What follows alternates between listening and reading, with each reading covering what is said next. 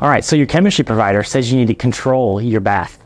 Stick around and we're going to talk about 3 different methods to measure chemical concentration so you can get the most out of your cleaning bath.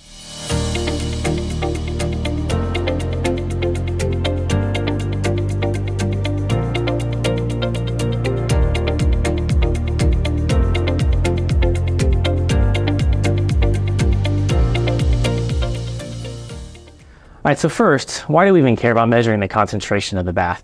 Well, you can think about it like a recipe. The chemistry was designed to operate under a specific set of conditions.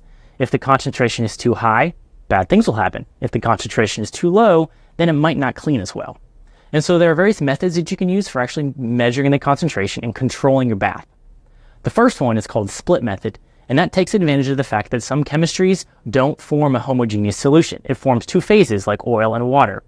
So what you can do is you can use a simple tool like a beaker or a measuring flask to measure the volume of that oil phase on top of the water. It's a very simple method, and sometimes it takes a little extra time to wait for that separation to occur, but once it does, it's a very easy thing to see. All right, so the second method for measuring concentration is called refractive index. Now, refractive index refers to how much light bends as it passes through a material. So we can take a sample of our chemistry, and we can shine light at it, and we can measure how much it gets bent.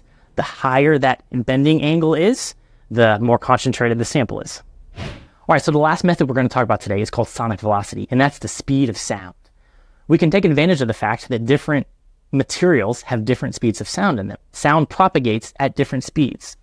And so what we can do is we can take our chemistries in different concentrations, and we can measure the speed of sound at these different concentrations, and we can plot them on what's called a calibration curve.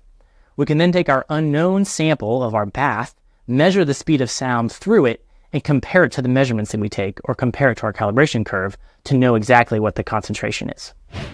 All right, thanks for watching. If you like that content, make sure to like and subscribe and follow us on all of our social media platforms.